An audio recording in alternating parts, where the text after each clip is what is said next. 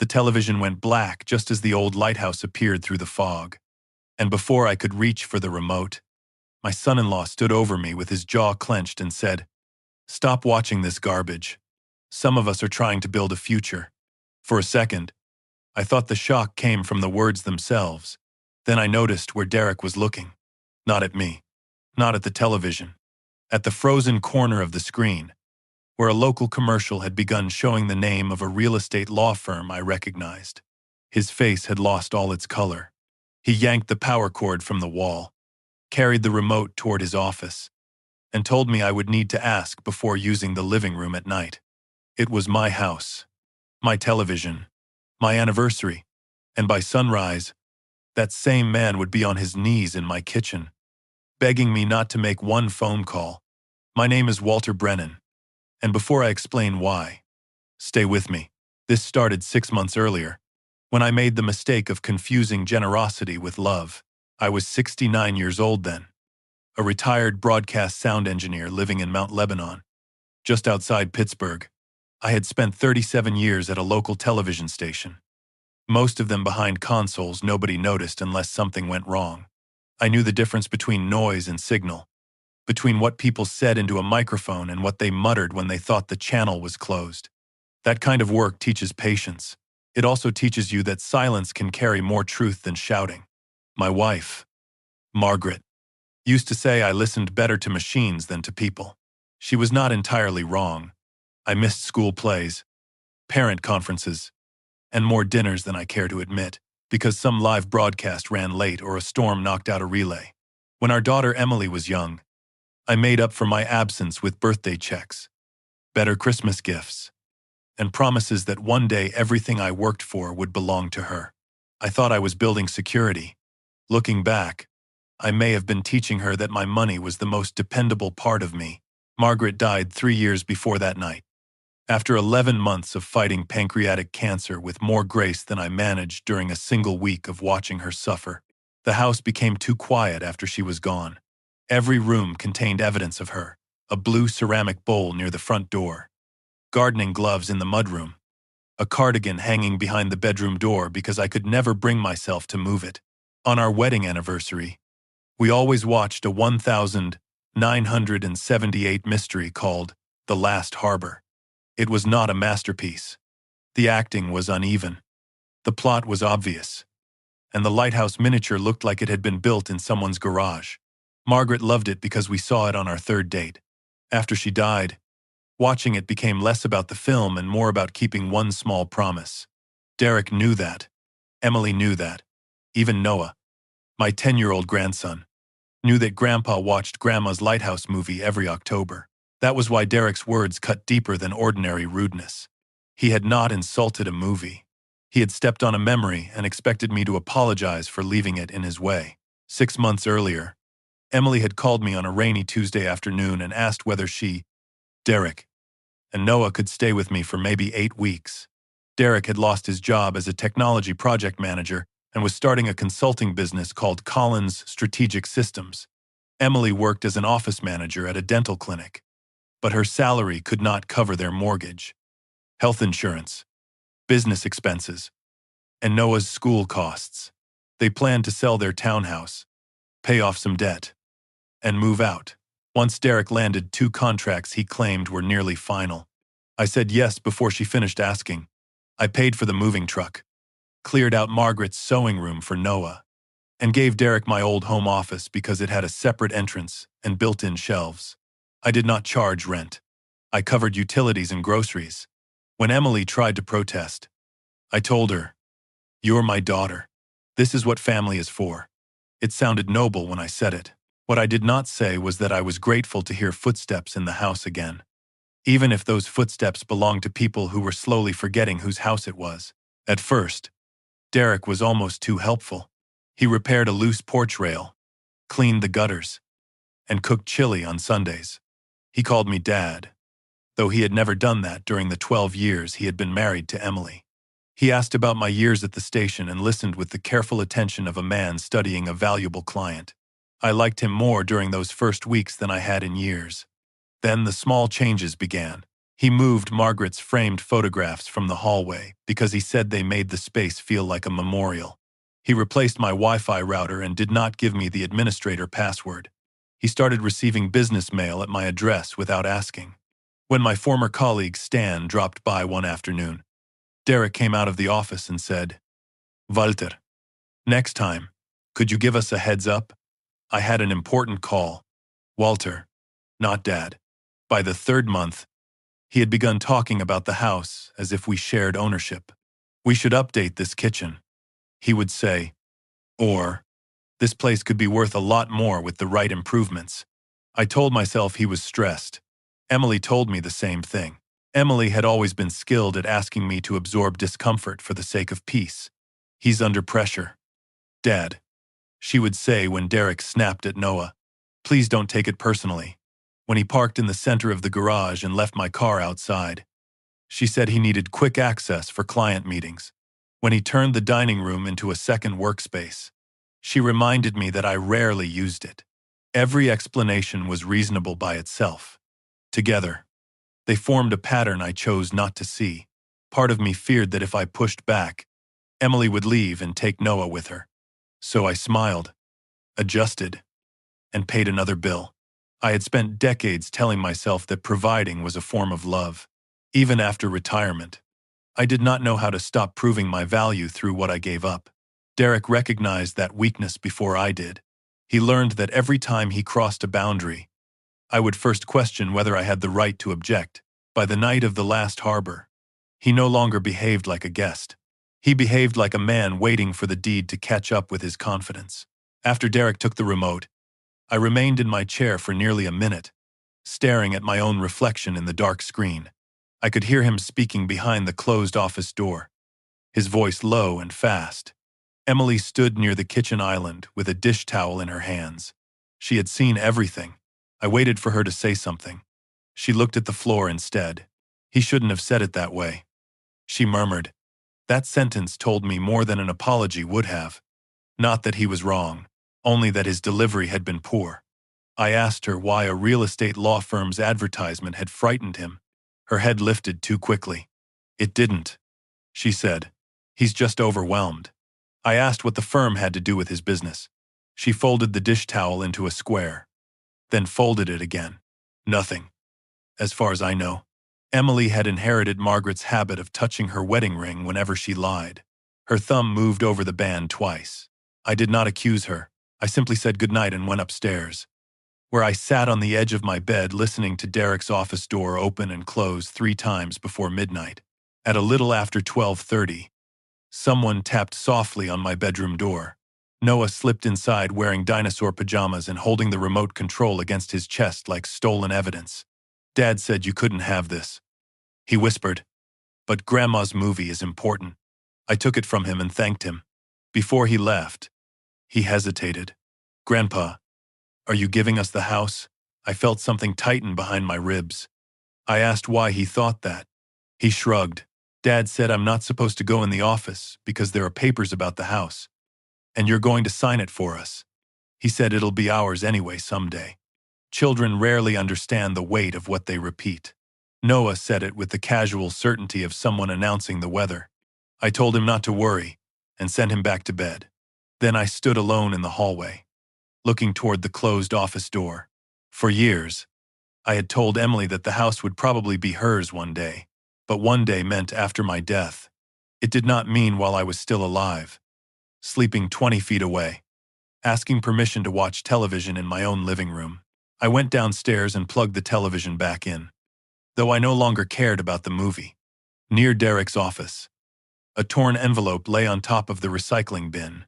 He was usually meticulous about shredding business documents, which made its presence feel less like luck and more like a mistake caused by panic. The logo belonged to Westmore Community Bank. I gathered the pieces and carried them to the kitchen table. It took 10 minutes to arrange them. Most of the text was missing, but several phrases remained clear: commercial loan application, collateral property address, and my street number. I read the address 3 times.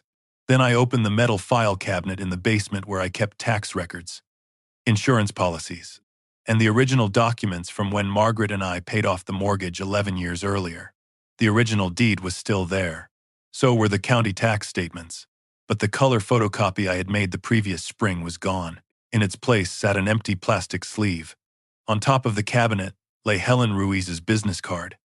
The real estate attorney who had prepared my will. Margaret once told me to call Helen before I ever signed anything involving the house. I had laughed then. I was not laughing now. The next morning, I asked Emily whether she had borrowed a copy of the deed. We were alone in the kitchen. She was pouring coffee. And for one brief second, the pot stopped above her cup. "Why would I?" she asked. I said a copy was missing. She resumed pouring and suggested Derek might have needed proof of address for his business registration. That answer made no sense. A utility bill would have been sufficient, and the deed did not list Derek's name. I asked whether someone had visited the house to assess its value. Emily's hand moved to her wedding ring. "Dad, you're making this sound sinister." I said I was asking a simple question. She turned toward me, her expression shifting from worry to irritation. "You always do this. You stay quiet for months, and then suddenly everyone feels like they're on trial." There was truth in that, which made it an effective defense. I had spent most of my life avoiding difficult conversations until resentment gave them sharper edges.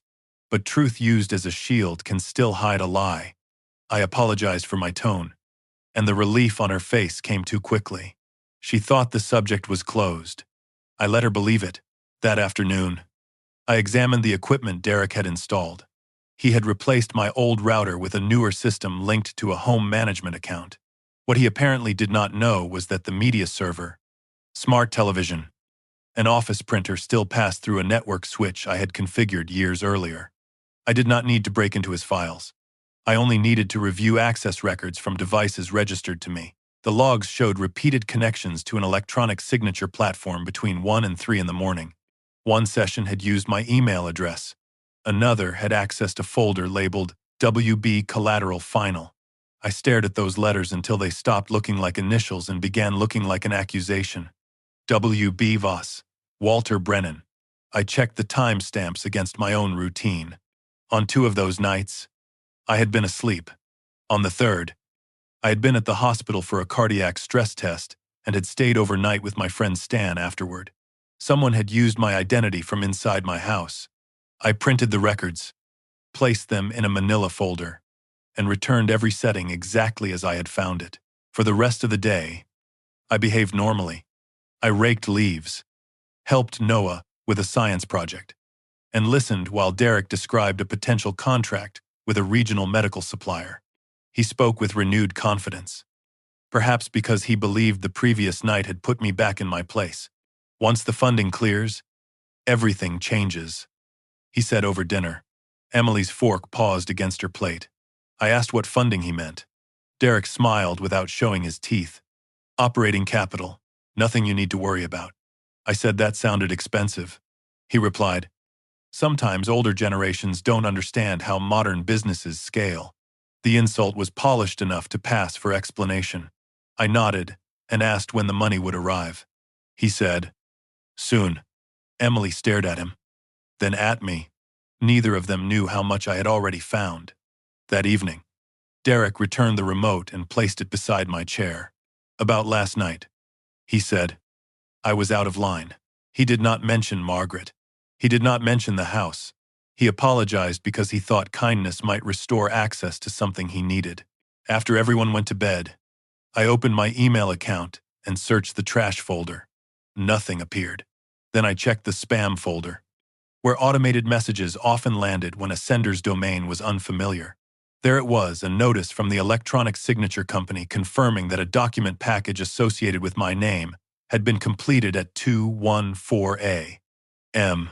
3 days earlier. I had been asleep at 214. The subject line contained a reference number and the words Commercial Security Agreement. My hands remained steady, but I could hear my pulse in my ears. I clicked the message. The document itself required a secure login I did not have. Yet the status summary was visible. Approved pending final identity verification. Beneath that line was the name of the primary contact. Derek Collins. Not me. Not Emily. Derek. The collateral address was my home. The house Margaret and I had spent 31 years paying for.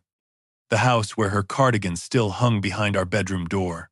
I sat in the dark kitchen until nearly dawn, looking at the torn bank envelope, the network logs, and the email confirmation spread across the table. My first instinct was to wake Derek and demand answers. My second was to call Emily downstairs and force her to choose between the truth and her husband. Both instincts would have given them time to erase records, coordinate stories, and make me look like an angry old man confused by technology. So I did what years in live broadcasting had trained me to do when something went wrong on air. I lowered the noise, preserved the signal, and waited until I knew exactly where the failure had begun. At 7:30, I wrote down the bank's fraud department number. At 7:45, Derek came downstairs wearing a pressed shirt and carrying a leather portfolio. He smiled when he saw me. "Morning, Walter." I looked at him and realized he had no idea that one phone call could stop the future he believed he had stolen.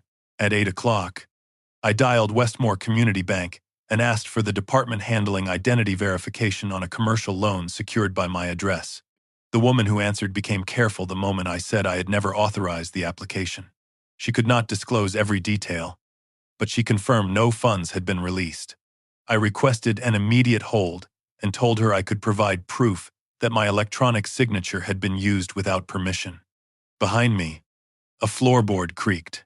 Derek stood in the kitchen doorway, his portfolio hanging at his side. He had heard enough. The confidence drained from his face. He crossed the room, dropped the portfolio, and before the bank representative had finished explaining the next step, my son-in-law went down on both knees beside my chair. "Walter," he whispered, "please don't do this. I can explain everything." I covered the phone and looked at Emily, who had appeared behind him with one hand over her mouth. Then I noticed she was not shocked by the loan. She was terrified that I had discovered it. Derek stayed on his knees while the bank representative asked whether I wanted the application frozen for suspected identity theft. I kept my eyes on him and said, "Yes. Freeze everything connected to my name and address until I provide written confirmation." His shoulders dropped as if I had cut a cable holding him upright. "Walter, please," he whispered. "You don't understand what you're stopping." I told the woman I would call back from a private room, then ended the call. Derek reached for the arm of my chair but stopped before touching me. Emily stood behind him in her robe, pale and rigid.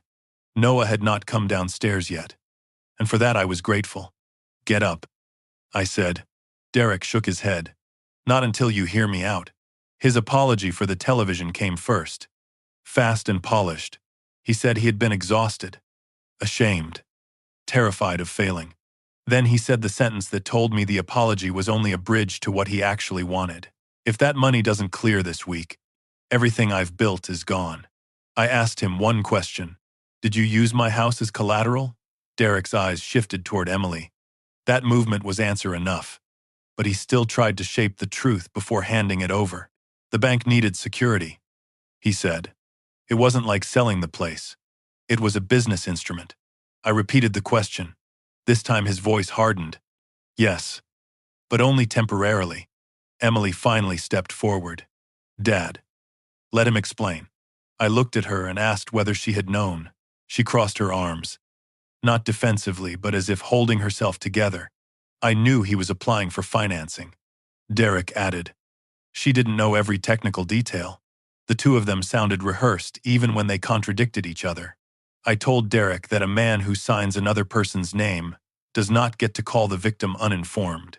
He stood then, anger returning now that begging had failed. "You said this house would be Emily's someday. You've said it 100 times. I answered. "Someday is not the same as while I'm alive." Emily flinched as though I had denied something promised directly to her. "You always said everything you had was for family," she said. "I said I worked for my family," I replied. "I never said your husband could borrow against my home without asking." Derek paced to the counter, running both hands through his hair. There was no risk if the contract came through. I asked what contract. He described a regional medical supply company supposedly prepared to hire Collins Strategic Systems for a year-long technology overhaul. "The deal," he claimed, would bring in almost $400,000. But he needed staff, software licenses, and equipment before work could begin. The bank approved $180,000. He said, I would have paid it back before you felt anything. I asked why he had not shown me the contract or asked me to sign openly. His answer arrived wrapped in accusation. Because you would have said no before understanding it. You hear the word loan and act like it's $1,985. He had forged my consent. Yet somehow, my caution was the offense. Emily moved between us and placed one hand on the table. Dad, please don't make this about respect or the TV. Derek was wrong, but he was desperate. I said desperation did not create ownership. Her face changed then. The frightened daughter disappeared, replaced by the woman who had spent years cataloging my failures. You know what desperation looks like, she asked. It looks like Mom sitting alone at my school concerts because you were always at the station. It looks like you mailing checks afterward because money was easier than showing up. The words landed because they were true. I remembered a winter recital when Emily was 12. I had promised to attend. Then a transmitter failure kept me at work until midnight. The next morning, I bought her a keyboard she had not asked for. I had repeated that pattern in different forms for years. But guilt can explain why a man tolerates too much. It cannot turn fraud into permission. I told her, I failed you in ways I cannot repair. That does not give either of you the right to take my house. Derek seized on the crack she had opened. No one is taking anything, he said. We are using equity that's sitting there doing nothing. He spoke about my home as if it were idle machinery. The mortgage had been paid off for 11 years. Margaret and I had built that equity by choosing used cars, postponing vacations, and sending extra payments whenever I earned overtime. To Derek, those decades had become unused capacity. It's worth around $640,000, he continued. The loan is less than a third of that. I asked how he knew the current value. The kitchen went silent. Emily lowered her eyes. Derek answered too quickly. Public records. Online estimates. I remembered the neighbor mentioning a woman taking photographs while I was away. I asked whether an appraiser had entered my house. Emily said, it was just a valuation. I asked who let her in. No one answered. That was the moment I understood that my daughter had not merely looked away after the fact. She had opened the door. Noah appeared at the top of the stairs before I could say more. He looked from his father to me and asked why everyone was awake so early. Derek straightened his shirt and forced a smile. Nothing. Buddy, Grandpa and I are talking business. Noah's eyes dropped to where Derek had been kneeling. Children notice more than adults admit. Emily hurried him upstairs to dress for school. The instant they were gone, Derek lowered his voice. Do not drag him into this. I almost laughed at the hypocrisy.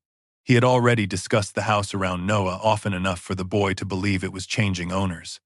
I told Derek that he would move his business out of my office until I understood every document submitted in my name. He refused. He said his servers, client records, and equipment could not be relocated without damaging the company. Then he added, you invited us here. You can't pull the rug out because you got emotional. The house had become a favor I was no longer permitted to withdraw. I called Helen Ruiz from the basement before 9. I had known her for 24 years. First as the attorney who handled a boundary dispute with a neighbor, and later as the woman Margaret trusted to prepare our wills. I explained the loan, the electronic signature, the missing deed copy, and the bank hold. Helen listened without interrupting. When I finished, she said, do not threaten him. Do not destroy or remove his property. Do not sign anything. And do not let anyone convince you this is only a family misunderstanding. She told me Pennsylvania residency rules could complicate an immediate eviction because Derek, Emily, and Noah had been living there for months, even without a written lease. She also warned that if I reacted wildly, Derek might use my age and anger to make the dispute look like confusion. Preserve records, she said. Change access to your accounts. Freeze your credit. Make him believe you are still considering options until we know what was filed. I wanted to throw Derek's belongings onto the driveway. Instead, I followed instructions. That afternoon, I changed the password to my email. enabled two-factor authentication, contacted all 3 credit bureaus, and placed a freeze on my credit profile. I copied the router logs and electronic signature notice to 2 encrypted drives. One went into my safe deposit box, the other went to Helen by courier. I also wrote a detailed timeline beginning with the missing deed copy and ending with Derek on his knees. Years in television had taught me that memory becomes unreliable once several frightened people start repeating competing versions of the same event. A written sequence gives facts somewhere stable to live. When Derek emerged from the office around noon, I was reading the newspaper at the kitchen table. He had changed clothes and regained his professional tone. "Can we reset?" he asked. I said I would consider reviewing a legitimate proposal if he provided the full loan documents, company financial statements, and signed client contract. His face brightened before he could conceal it. He thought caution meant surrender. I told him I might consider a smaller, properly documented investment if the business was as strong as he claimed. I did not promise $1. Derek heard what fear made him want to hear. Within an hour, he was carrying folders to the dining table, speaking about revenue projections and market demand. The documents looked impressive from a distance. Color charts, forecasts, client, logos, and carefully formatted tables created the appearance of control. Yet several pages were labeled draft, and the supposed medical supplier contract was absent. When I asked for it, Derek said their lawyers were finalizing language. I asked for a letter of intent. He said it was confidential. "You want me to risk my house on a document I'm not allowed to see?" I asked. He smiled thinly. "I want you to trust your family." Trust, in his vocabulary, meant surrendering the right to verify. I closed the folder and told him I would think. That evening, he returned the television remote to the exact spot beside my chair. His behavior changed with almost comic speed. He cooked dinner, asked about my blood pressure, and offered to drive me to an upcoming dental appointment. He even sat through 20 minutes of The Last Harbor and said the lighthouse scenes were kind of atmospheric. Emily watched him perform kindness with an expression I could not read. She might have been relieved, ashamed, or simply hoping the crisis would dissolve if everyone behaved politely. When Derek went upstairs, she told me, "He really is sorry." I asked whether he was sorry he forged my consent or sorry the money had stopped. She rubbed her wedding ring. "You keep using that word. Forged. You don't know exactly what happened." I said I knew I had not signed. She whispered, "Maybe he thought you had agreed in principle." I looked at my daughter and realized she was constructing moral fog because the clear version of events demanded a choice she did not want to make. The consequences of Derek's business began arriving before he produced a single complete document. A man from an equipment leasing company called the house, asking for payment on 3 overdue invoices. I told him Derek's company was separate from me and requested that my number be removed. Later, a software vendor sent a certified letter addressed to Collins Strategic Systems at my home. The amount due was more than $14,000. Derek intercepted it at the door, but not before I saw the red lettering. That afternoon, my neighbor Tom Keegan stopped me near the mailbox. "Are you selling?" he asked. I told him no. He said a woman had photographed the exterior and measured part of the lot 2 weeks earlier. Tom had assumed she was a real estate agent. I asked whether anyone had let her inside. He remembered seeing Emily open the front door. When I returned to the house, Emily was loading the dishwasher. I asked about the woman. She said Derek told her it was required for insurance. Insurance for what, I asked. Emily shut the dishwasher harder than necessary. For the business. I don't know every detail. I said she had just told me she knew almost nothing about the financing. Yet she had admitted a stranger into my home for evaluation. Her eyes filled, but her voice grew sharp.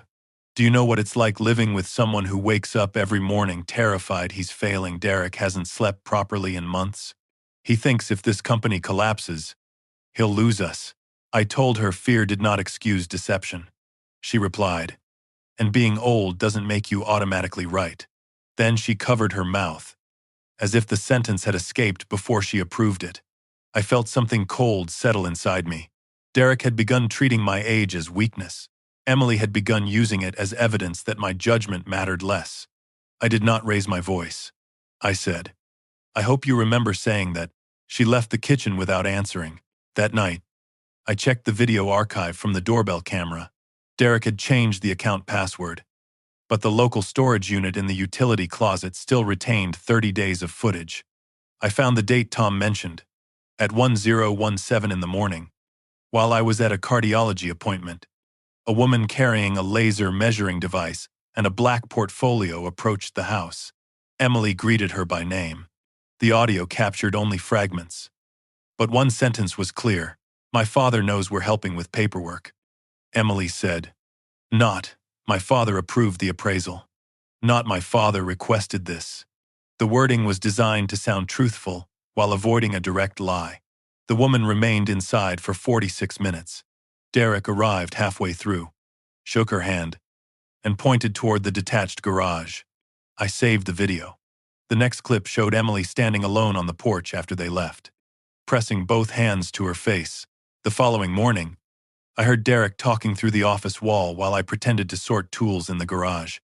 "The bank's nervous because he called," he said. A man's voice answered faintly through the speakerphone. Derek lowered his tone, but the old ventilation duct carried sound better than he realized. His daughter already handled the verification. "We just need the old man to stop panicking." There it was. Not confusion. Not an innocent misunderstanding. A strategy. Emily had handled something the bank considered verification, and my alarm was being treated as an obstacle rather than a lawful objection. I stepped away before Derek could hear me. For the first time, anger gave way to something worse. I could understand why a desperate man might lie to secure money. I could not yet understand why my daughter had helped him make my consent appear real. The final clue came from the office printer that evening. Derek had been printing revised projections when the machine jammed. He cursed, removed the visible sheets, and left for a client call. After he drove away, I opened the rear panel. A page had folded inside the rollers. It was not a financial chart. It was a summary from the bank's verification department. Several lines described a phone conversation confirming that I fully understood the collateral arrangement and intended to support the commercial borrower. I had never received such a call. At the bottom, next to a checkmark, was a note that made my hands go numb. Verified through authorized family representative Emily Collins. The document did not prove she had forged my signature. It proved something more painful. When the bank needed reassurance that I had knowingly placed my home at risk. My daughter had helped them believe I had said yes. I put the page in a clear sleeve and carried it upstairs. Emily's bedroom door was partly open. Through the gap, I could see her sitting on the edge of the bed while Derek stood at the window. "He'll calm down," Derek said. "He always does." Emily answered too softly for me to hear. Derek continued, "Your father would rather lose the house than admit he abandoned you when you were a kid. Use that." I stepped back before they saw me. The sentence explained how he viewed every regret I had ever confessed. Not as pain, as leverage. I returned to my room, placed the verification page beside Margaret's photograph, and understood that the loan was not an impulsive act by one frightened man. It was a plan built from my guilt, my daughter's resentment, and the assumption that I would pay any price to keep them near me. The page from the printer stayed beside Margaret's photograph until sunrise. I did not sleep. Every time I closed my eyes, I heard Derek's voice through the bedroom door. Use that. He had taken the worst truth about me, that I had failed Emily in ways money could never repair, and turned it into a tool.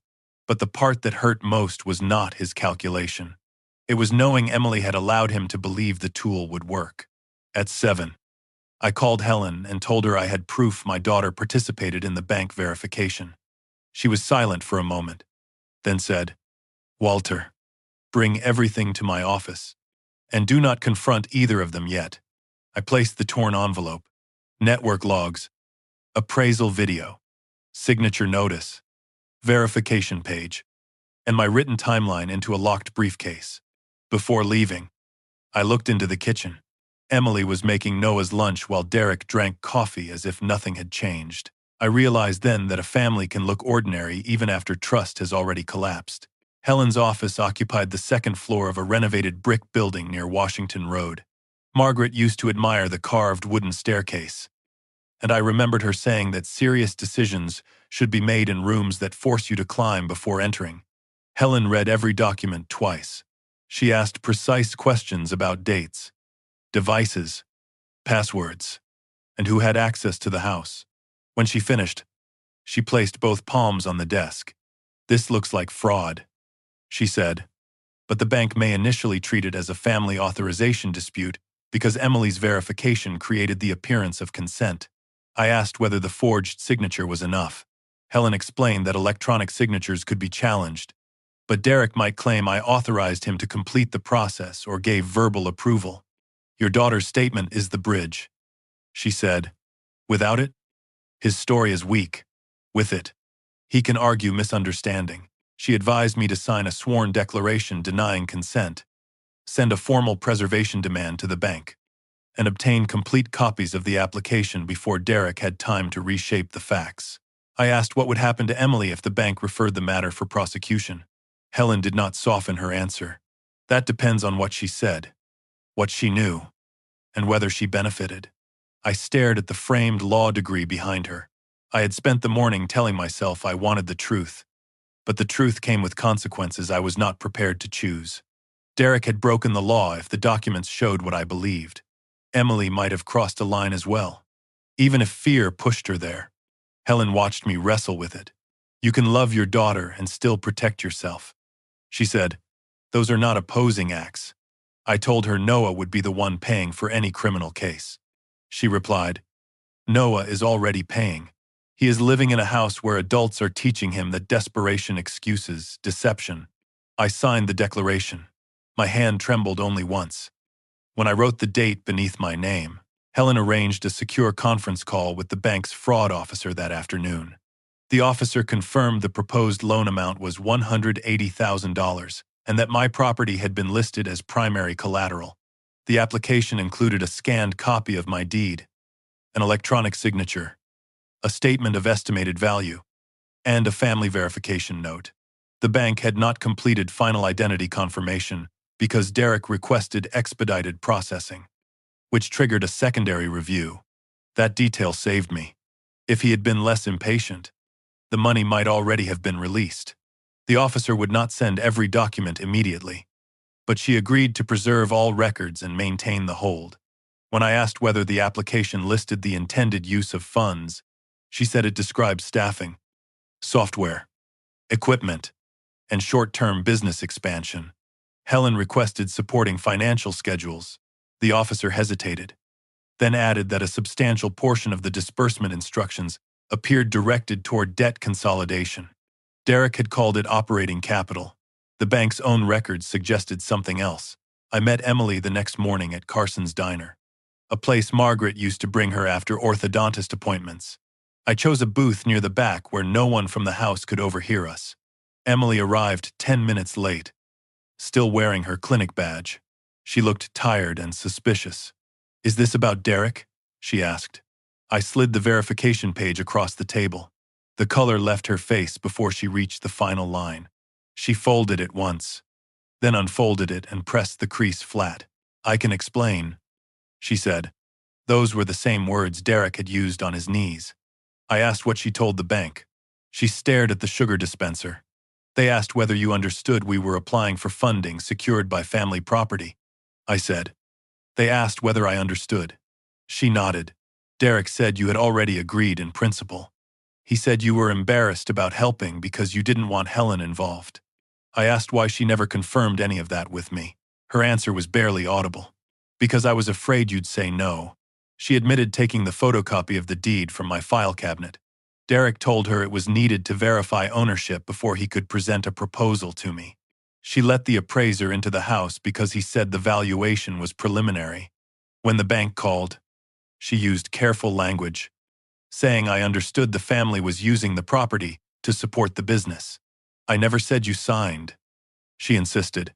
"I never pretended to be you."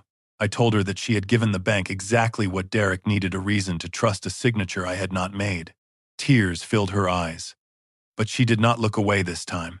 I thought once the money came through, he would finally breathe again. She said Derek had been waking at 3 in the morning, checking accounts, whispering about overdue bills, and saying he was failing as a husband. He told her that if the company collapsed, their marriage probably would too. He said I had to choose whether I believed in him. She whispered, "And you chose." I said.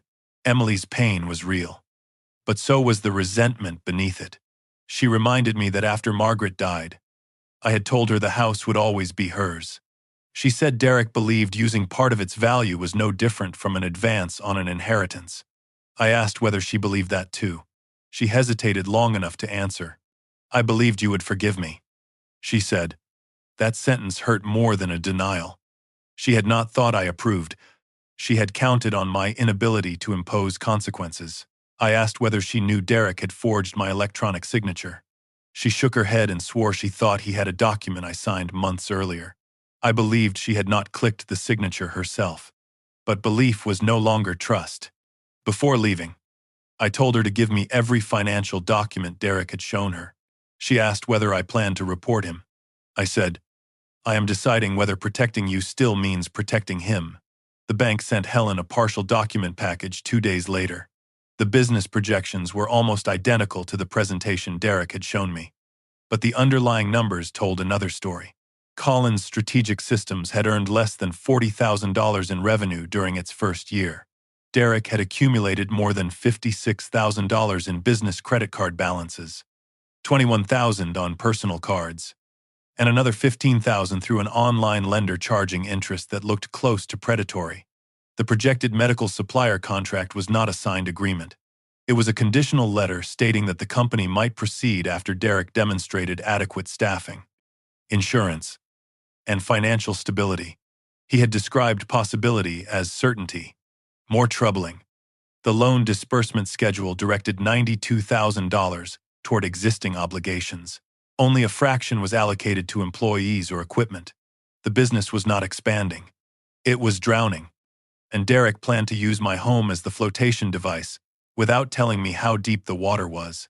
Helen found another detail buried in the application notes. Derek had written that the collateral property was expected to transfer to the borrower's spouse through existing estate plans. He had not merely assumed the house would become Emily's. He had told the bank, my death was part of the financial logic. My current will did leave the property to her outright. Margaret and I created that plan when Emily was 29, long before Derek lost his job, before Noah was born, and before any of us understood how entitlement could grow inside unspoken promises.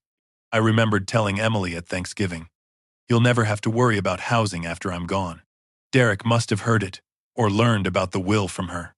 In his mind, the house was not mine. It was future inventory being inefficiently held by an elderly man. The loan did not represent one desperate mistake. It represented a worldview in which my remaining years were an administrative delay. That evening, I confronted Derek indirectly.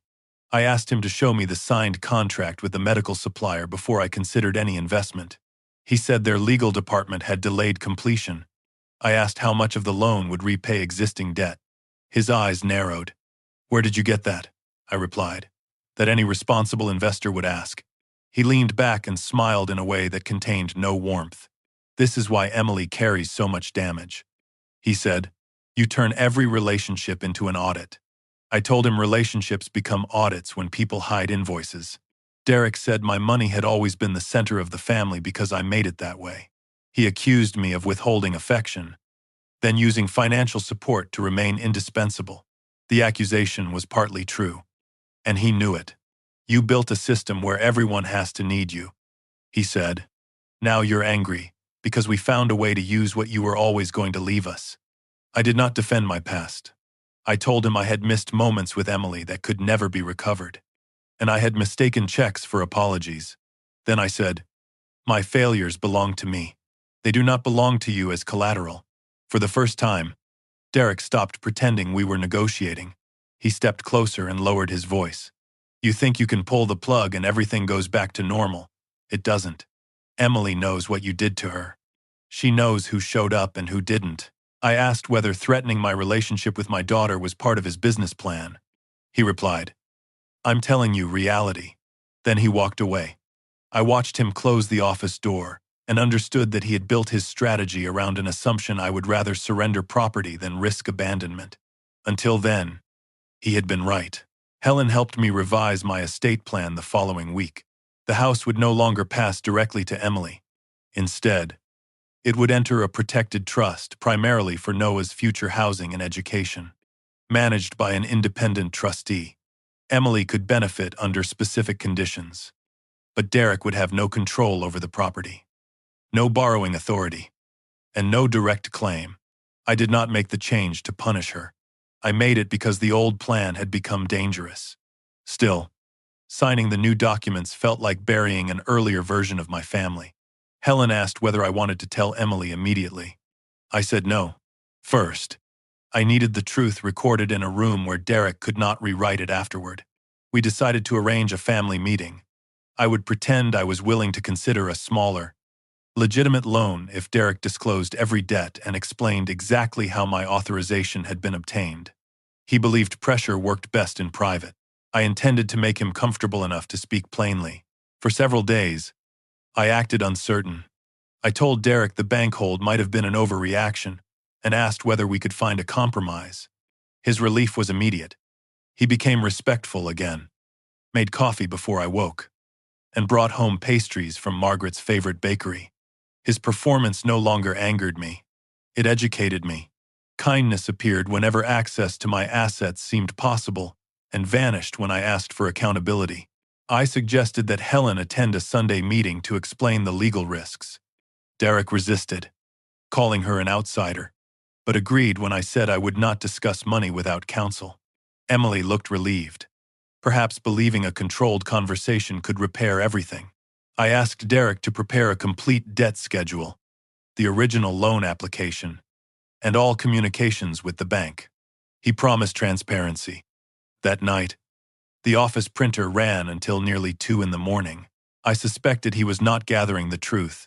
He was manufacturing a cleaner version of it. The next afternoon, a process server arrived at my front door. He confirmed my name, handed me a thick envelope, and left without explanation. I opened it in the hallway while Noah watched from the stairs. The petition requested a court evaluation of my capacity to manage property and financial affairs. It alleged recent confusion, irrational suspicion, impulsive interference with family finances, and vulnerability to manipulation by Helen Ruiz. The petitioner was Emily Collins. My daughter had asked a court to consider taking control of my decisions.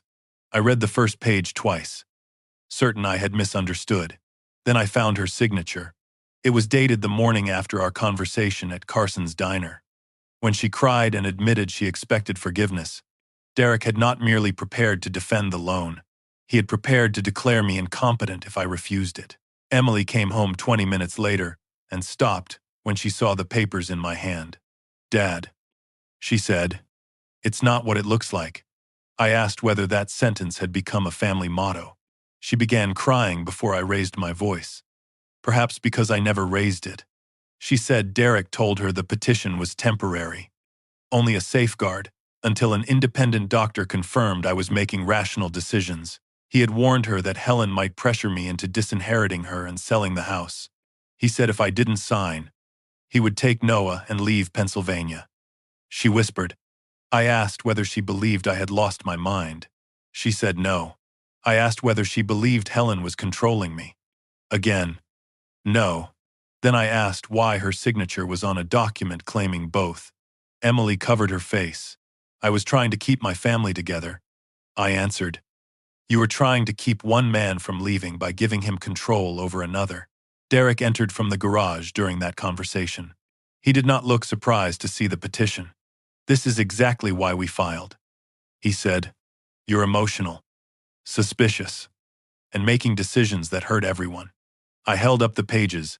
You forged my signature, borrowed against my home, and now my objection is evidence of instability.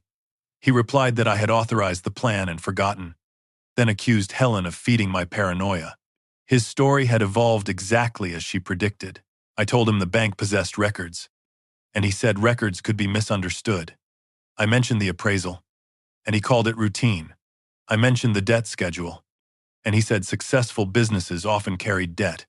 Every fact became proof of my confusion because he had already chosen the conclusion. Emily stood between us, crying silently.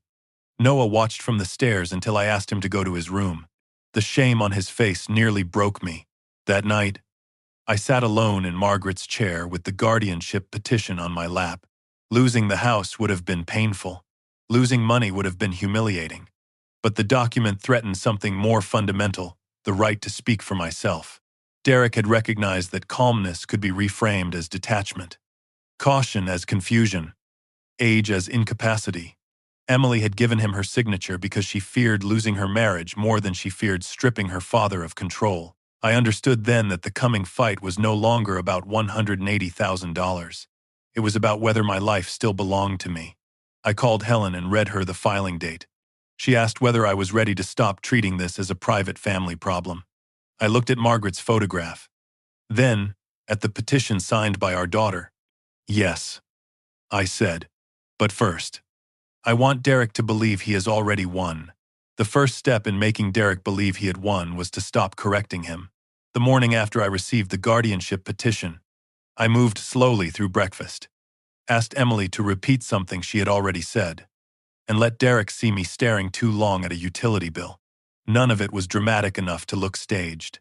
It was simply the kind of uncertainty he expected from a man my age. When he offered to organize my financial records, I did not refuse.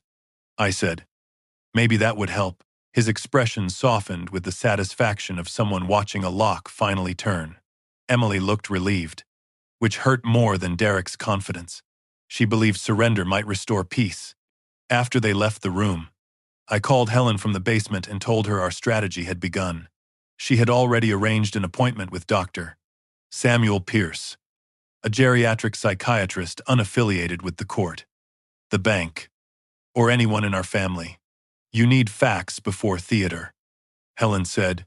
I told her Derek had mistaken my silence for weakness, then let him keep making that mistake. She replied, Dr. Pierce's office was inside a medical building near St. Clair Hospital. He spent nearly 3 hours with me. He tested memory, judgment, attention, language, numerical reasoning, and my understanding of the legal dispute. He asked me to explain the difference between a poor business decision and financial exploitation. He asked what I would do if Emily needed emergency medical care, but Derek demanded money first. He reviewed my medications, driving record, bank statements, and recent medical history. At one point, he said, Mr. Brennan, people often think capacity means never forgetting anything. That is not the standard. I told him I sometimes forgot why I entered a room, but I remembered exactly who had entered my house with an appraiser and who had signed a petition against me. He smiled slightly. 2 days later, his written report stated that I demonstrated intact cognition, clear appreciation of consequences, and full capacity to manage my property and legal affairs. I placed the original with Helen and carried home only a copy. I wanted Derek to discover enough to feel threatened, but not enough to understand how prepared I was. Helen and I spent the next week building a record that no emotional argument could erase. I collected 12 months of bank statements, tax payments, insurance renewals, investment decisions, and household expenses. Every bill had been paid on time. My retirement accounts had grown modestly because I kept a conservative allocation and avoided the kind of debt Derek called leverage. We created an inventory of the house, the deed history, and every payment Margaret and I had made before the mortgage was satisfied. I also documented my schedule during the hours when Derek claimed I had approved the loan. One of his application notes placed our supposed conversation on a Thursday afternoon. At that exact time, I had attended a memorial service for a former station engineer in McKeesport. There were photographs, a church program, a parking receipt, and 3 colleagues who had spoken with me. Derek had not simply lied about consent. He had invented a conversation on a day when I was 30 miles away. I returned to the home network recordings next. The cameras were meant for security, not surveillance, and I had no intention of turning my house into a trap filled with secret microphones. But the office camera had captured audio whenever motion activated it, and the local storage retained fragments Derek believed he had deleted. Years of repairing damaged broadcast recordings taught me how to recover sound from corrupted files. I did not create anything new. I restored what was already there. Most clips contain nothing useful: chairs moving, drawers shutting, Derek speaking about invoices. Then I found one in which he told a lender, "Emily will do whatever it takes to keep the marriage together." Another captured him saying the house would belong to her when I died. So the bank was only accelerating reality. The files were incomplete, but the meaning was not. I copied them to the same secure drives as the earlier records and prepared short transcripts. Helen warned me not to play them prematurely. Evidence has power only if the other side has committed to a story first. She said, at home, I let Derek organize selected papers. I gave him access to harmless folders containing utility bills, property tax receipts, and insurance statements. I watched him search for more. He asked whether I still kept retirement account information in the basement cabinet. I said I could not remember. He asked whether Helen had changed my will. I looked confused and said, "We talked about a few things." His concern sharpened immediately. That evening, he told Emily I was being manipulated. I heard them through the heating vent. "Ruiz is trying to cut you out," he said. Emily answered, "Dad wouldn't do that." Derek said, "He already froze the loan. What do you think comes next?" He understood the estate plan was the true source of his leverage. The loan was only possible because he expected Emily to inherit. Without that expectation, his entire financial story collapsed. I made a note of the conversation and continued pretending that my greatest fear was family conflict. I told Emily I was tired of fighting. We sat in the living room beneath the blank space where Margaret's photographs had once hung. Derek had moved them into a box in the basement, claiming the hallway needed a cleaner appearance. I said I might allow a legitimate loan if the terms were transparent and the guardianship petition disappeared. Emily clasped my hands and began crying. I never wanted it to go this far, she said. I asked whether she would withdraw the petition. She said Derek believed we needed safeguards until everyone agreed on the money. That phrase, "everyone agreed," meant Derek had made my autonomy negotiable. I told her I wanted a family agreement, prepared by Helen. Emily seemed encouraged. She said a formal document might calm Derek. I responded, maybe he was right that I should stop making decisions alone. The relief in her face was immediate and devastating. She kissed my cheek and promised we would fix everything. I understood then that she still wanted peace more than truth.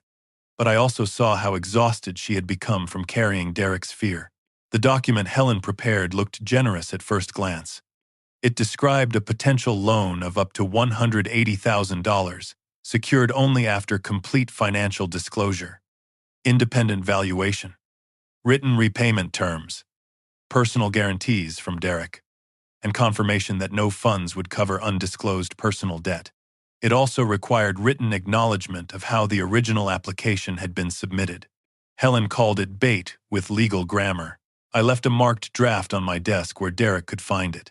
The next day, it had been moved half an inch, and one corner was folded. At dinner, Derek became unusually warm. He praised my willingness to think like a partner and said the family could avoid damaging accusations if we focused on the future. I suggested a Sunday meeting at the house with Helen present. He resisted, saying lawyers turned misunderstandings into wars. I replied that I would not sign without her. After a pause, he agreed. He believed the meeting would be his opportunity to exchange a confession for access to the money. Before Sunday, the consequences of Derek's business spread beyond our walls. A process server delivered a complaint from an equipment leasing company seeking payment and return of rented hardware. A software vendor threatened to suspend his accounts. One prospective client withdrew after requesting updated financial statements. Derek blamed the bank hold for everything. If you had left the loan alone, none of this would be happening. He told me in the garage. I reminded him the debts existed before I discovered them. He replied that successful companies often operated under pressure. Then he said something I wrote down word for word. The only difference between fraud and financing is whether the deal works. He meant it as cynicism, perhaps even wisdom. To me, it was an admission of how he justified every boundary he crossed. Results would have cleansed the method. Failure was the only crime he recognized. Noah began asking questions none of us wanted to answer. He heard his parents arguing about apartments and lawyers. One afternoon, he sat beside me on the back steps and asked whether they would have to leave. I told him the adults were working through serious problems. "Will I still see you?" he asked. I said, "You will always have a safe place with me." He wanted a promise that nothing would change.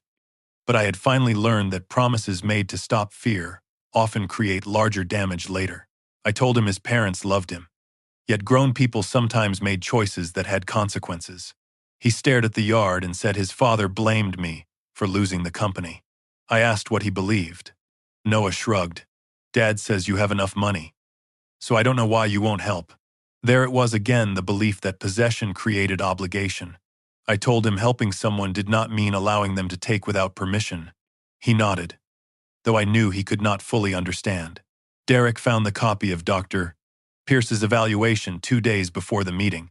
I had left it inside a folder labeled medical appointments, expecting him to search. He confronted me in the hallway, holding the report by one corner. "You went behind our backs," he said. I asked why my medical care required his approval. He called the report purchased evidence and accused Helen of choosing a doctor who would say what I wanted. I said, "You asked a court to question my mind." I answered. Derek's face tightened. He took the report upstairs and photographed every page. Within an hour, he sent an email to several relatives, the bank, and his attorney, claiming Helen was manipulating an isolated widower into disinheriting his daughter. He attached selected excerpts from the evaluation without the doctor's full explanation. By evening, 2 cousins had called to ask whether I was punishing Emily over a business disagreement. Derek had moved the battle from facts to reputation. My sister-in-law Carol called from Ohio and said Margaret would be heartbroken to see me dividing the family.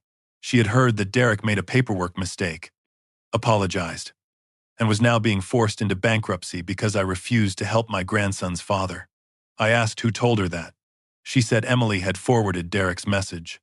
That knowledge landed heavily, even after seeing the verification record and admitting her role. My daughter was still helping him portray me as cruel. I explained only that my name and house had been used without consent. Carol replied, "Families handle things privately." I said, "They tried. That is how it reached court." By the end of the call, I understood Derek's secondary plan. If he could not control my property legally, he would make protecting it socially expensive.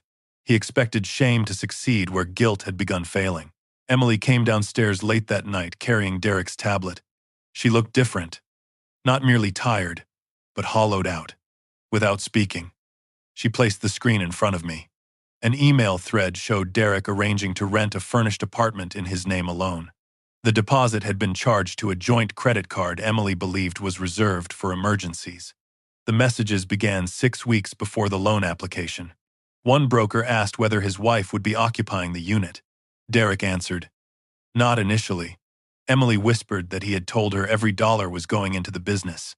She had searched after seeing a charge from the property company. I asked whether she confronted him. She said he claimed the apartment was for visiting consultants. The unit had 1 bedroom, no office space, and a lease beginning immediately after the expected loan disbursement.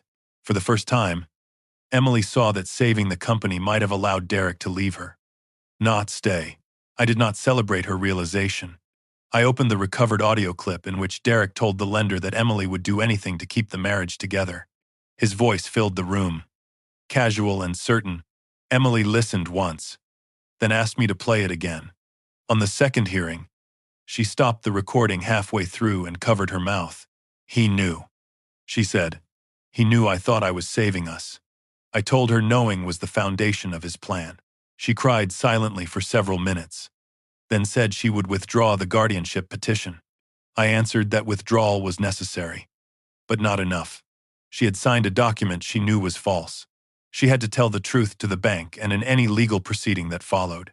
Emily asked whether I could forgive her. I said forgiveness was not the next step. Truth was.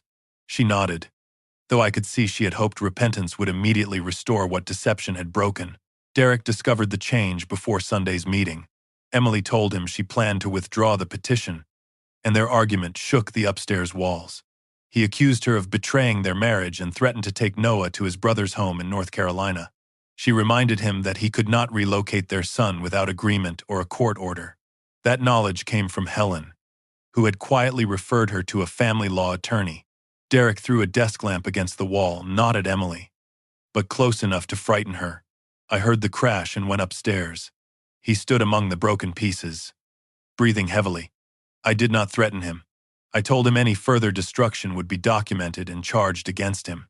Emily stepped beside me rather than behind him. That small movement changed the balance more than shouting could have. Derek looked from her to me and realized his control was slipping. The Sunday meeting never took place at the house.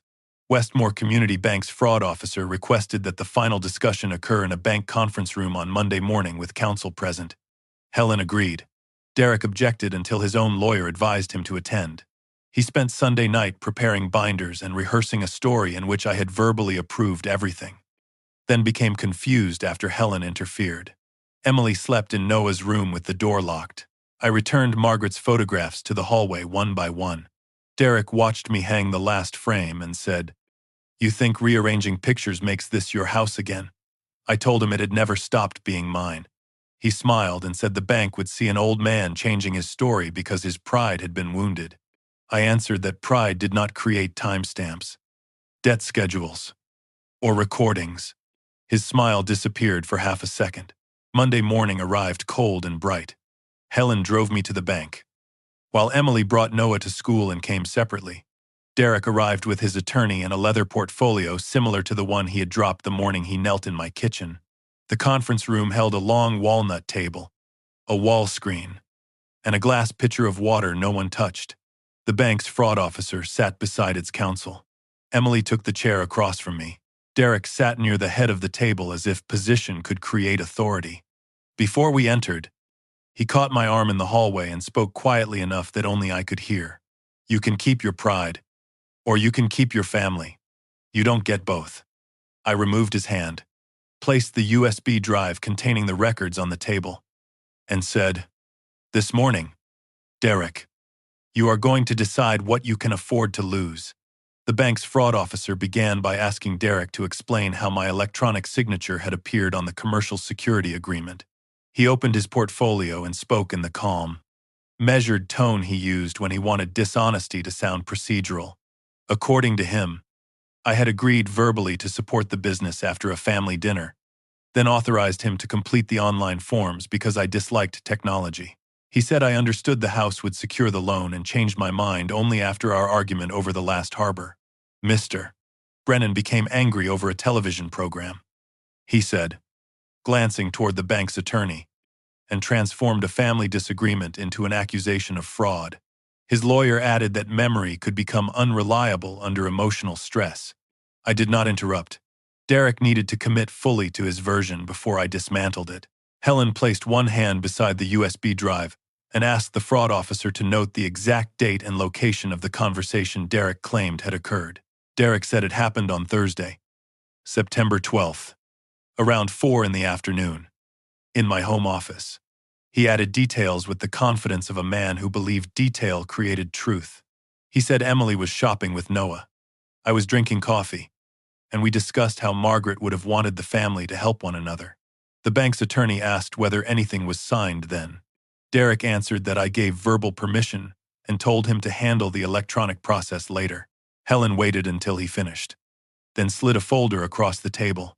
Inside were the memorial program, a photograph taken outside the church, a parking receipt, and statements from 3 former colleagues confirming I had attended Thomas Grady's funeral service in McKeesport from 2:30 until after 5. The photograph included a timestamp. Mr. Brennan could not have been in his office, Helen said, because he was approximately 30 miles away. Derek stared at the page, then claimed he had confused the date. The first crack in his story appeared quietly, without anyone raising a voice. The fraud officer asked whether he could identify another occasion when I supposedly consented. Derek said there had been several conversations and that older people sometimes remembered the substance without remembering the moment. I watched Emily react to the phrase older people. A month earlier, she might have accepted it as concern. Now she heard what it was, a way to make any denial sound like decline. Helen connected the USB drive to the wall screen and displayed the network access records. They showed my email account opening the electronic signature platform at 2:14 in the morning from a device registered to Derek's office. The record also showed I had not logged in from my phone, tablet, or computer. Derek argued that I might have given him my password. I said, I did not. The bank's attorney asked why the system used my email address instead of sending the documents directly to me. Derek replied that he had been trying to simplify the process. Simplify was the word he chose for removing me from a transaction involving my own home. Helen next displayed the appraisal video. The room watched Emily open my front door to the evaluator while I was at a cardiology appointment. Derek arrived halfway through the inspection and guided the woman through the property. The fraud officer paused the recording when the appraiser asked whether the owner had approved the visit. Emily's recorded voice answered, "My father knows we're helping with paperwork." In the conference room, Emily closed her eyes. The statement had been designed to imply consent without directly claiming it. The bank's attorney asked whether she wished to explain. Emily looked at me first, then at Derek. My father did not approve the appraisal. She said, Derek told me it was preliminary and that Dad had already agreed to consider the loan. I let her into the house anyway. Derek leaned toward her and whispered, "Be careful." Emily straightened. "I have been careful for months." She replied, "That is how I helped this happen." The fraud officer placed the verification summary in front of Emily and asked about the phone call. She admitted that a bank employee asked whether I understood family property would secure the financing. Derek had stood beside her during the call and written phrases on a notepad for her to use. She said she never impersonated me and never claimed to hold a power of attorney, but she intentionally spoke in a way that made my consent seem established. I knew he had not asked Dad directly. She said, "I told myself he would forgive us once the business succeeded." Derek's lawyer objected that Emily was under emotional pressure and possibly influenced by me. She turned to him and said, "My father did not ask me to lie today. My husband asked me to lie then." The words changed the room. Until that moment, Derek had relied on presenting Emily and himself as one united family confronting an irrational patriarch. Her admission removed the bridge between his signature and any believable claim of authorization. Derek's expression shifted from confidence to contempt. "You have no idea what you're doing," he told her. The bank's counsel warned him not to intimidate another participant. Emily continued. She explained the missing deed copy, the appraisal, the verification call, and the guardianship petition. She acknowledged signing claims that I was confused even though she did not believe them. Her voice broke when she admitted Derek had threatened to take Noah and leave Pennsylvania. "I was afraid of losing my marriage," she said, "so I helped put my father's home and independence at risk." She did not ask for sympathy. That mattered to me.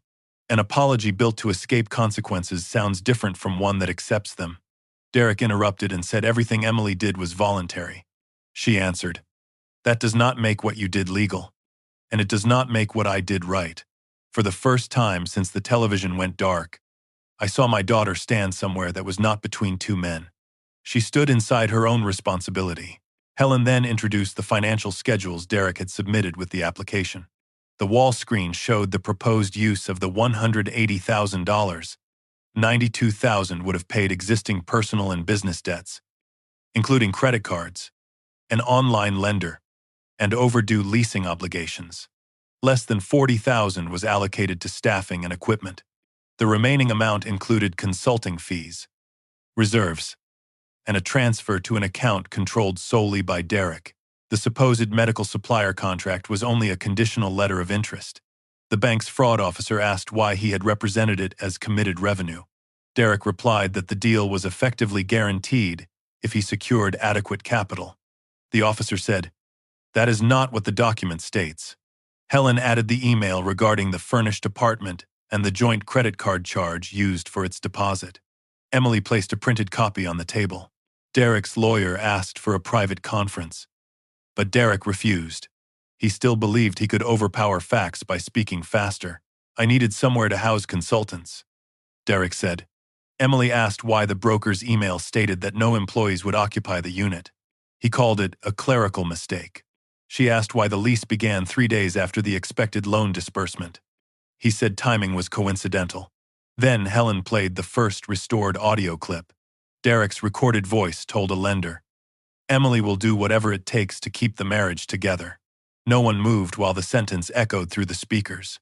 The second clip followed. "The house goes to her when the old man dies. We're only accelerating reality." Derek pushed back from the table so sharply his chair struck the wall. He accused me of illegally recording private conversations. Helen explained that the files came from the home security system he had administered and from equipment located in my house. The bank's attorney said admissibility in any future proceeding would be determined separately. But the recordings were relevant to the bank's internal fraud review. Derek had spent months relying on technology to hide his conduct. Now the same system preserved his intent. The fraud officer asked whether Derek disputed making the statements. His attorney told him not to answer, but pride defeated caution. "I was trying to reassure a lender," he said. "People say things during negotiations." I leaned forward for the first time. "Did you believe the house already belonged to you?" He looked directly at me. "I believed you owed Emily more than you ever gave her." I said he was not answering the question. He replied, "You promised her that property. You spent her childhood at a television station. And then you acted like writing checks made you a father." The room went silent, but I did not defend myself. I missed things I should have attended. I said, "I used money when I should have used time. Emily deserved better from me. None of that made my signature yours." Derek laughed bitterly. "You're hiding behind paperwork." I answered, "Paperwork is what people use when trust has been destroyed." The bank's counsel announced that the loan application would be permanently denied and all related collateral filings canceled. The fraud officer said the records would be referred to the bank's legal department and, where required, appropriate authorities. Derek's lawyer requested that no conclusions be drawn until a formal investigation occurred. The officer agreed that the bank was not determining criminal guilt, but stated clearly that it had found material inconsistencies, unauthorized access indicators, and false representations. Derek looked at Emily as though she had personally erased the money from his account. "Do you understand what you've done?" he asked. She replied, "I finally do."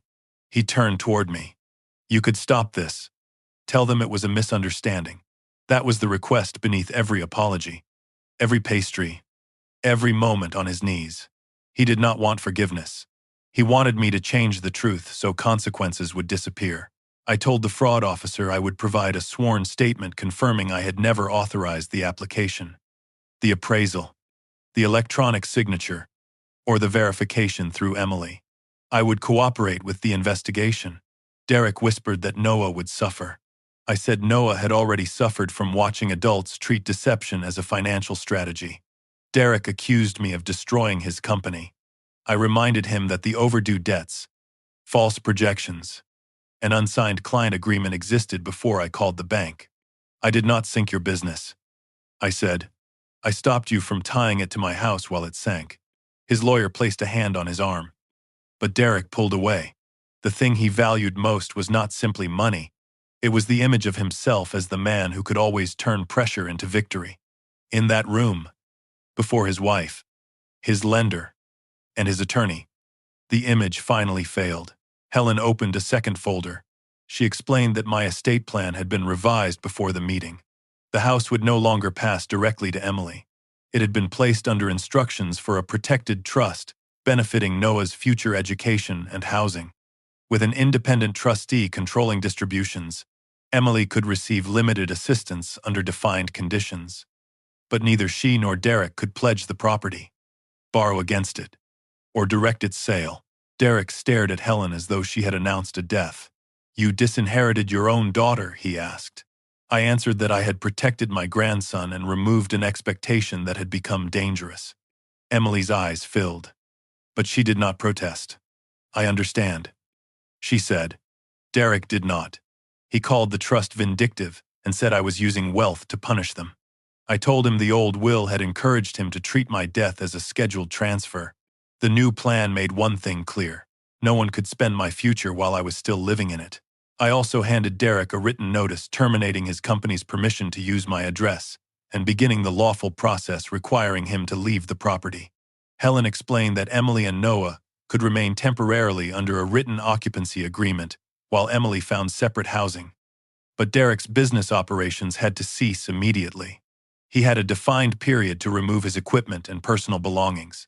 Any damage to the house would be documented. Derek looked at Emily and demanded that she leave with him.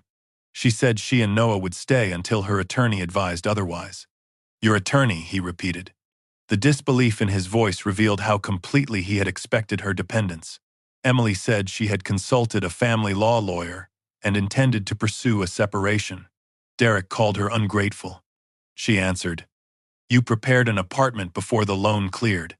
You were already planning your exit. You just expected my father to finance it." The meeting ended without dramatic handcuffs or shouted verdicts. Real consequences rarely arrive with music. They arrive as canceled applications, legal referrals, revoked permissions, and documents that cannot be argued away. Derek left with his lawyer. Emily remained seated, staring at the empty chair beside her. I expected relief, but felt only exhaustion. Saving my house had not restored my family. It had revealed how much of the family I thought I had was held together by fear, debt, and my willingness to absorb every injury. In the parking lot, Emily asked whether I hated her. I said no. She asked whether I forgave her. I told her I loved her. But forgiveness without changed behavior would only recreate the same danger. "You do not have to earn my love," I said, "but you will have to earn my trust." She nodded and accepted the difference. Derek moved out 11 days later. He did not leave gracefully. He complained about the deadline, disputed the condition of equipment, and told relatives I had turned Emily against him. The bank's legal review continued, and his business collapsed under unpaid obligations and lost clients. I never learned every detail of the investigation because Helen advised me not to build my life around the severity of his punishment. What mattered was that the fraudulent loan never funded. The house remained clear, and Derek could no longer use my property or identity. He entered negotiations with creditors and faced potential civil and criminal consequences for the application. He was not destroyed. He still had skills, choices, and the opportunity to rebuild honestly. But he no longer had control over Emily, access to my equity, or the public image he had protected more fiercely than his marriage. Emily and Noah moved into a modest two-bedroom apartment in Dormont 6 weeks later. She could have stayed longer, but she said she needed to learn how to stand without leaning on me. I helped carry boxes but did not pay the deposit. That restraint was harder than writing any check I had ever written. She began counseling, worked additional hours at the clinic, and followed her attorney's advice regarding custody and separation. Our conversations were awkward at first. She apologized more than once, and I told her repeated apologies could become another way to avoid time. What I needed was consistency. She began providing it in small ways, returning my documents, correcting false statements she had sent to relatives, cooperating with the bank, and refusing to use Noah as a messenger. Trust did not return like electricity after a switch was flipped. It returned like daylight. Gradually and without guarantees. 3 months later, Emily came to the house on a Saturday afternoon carrying a plain envelope.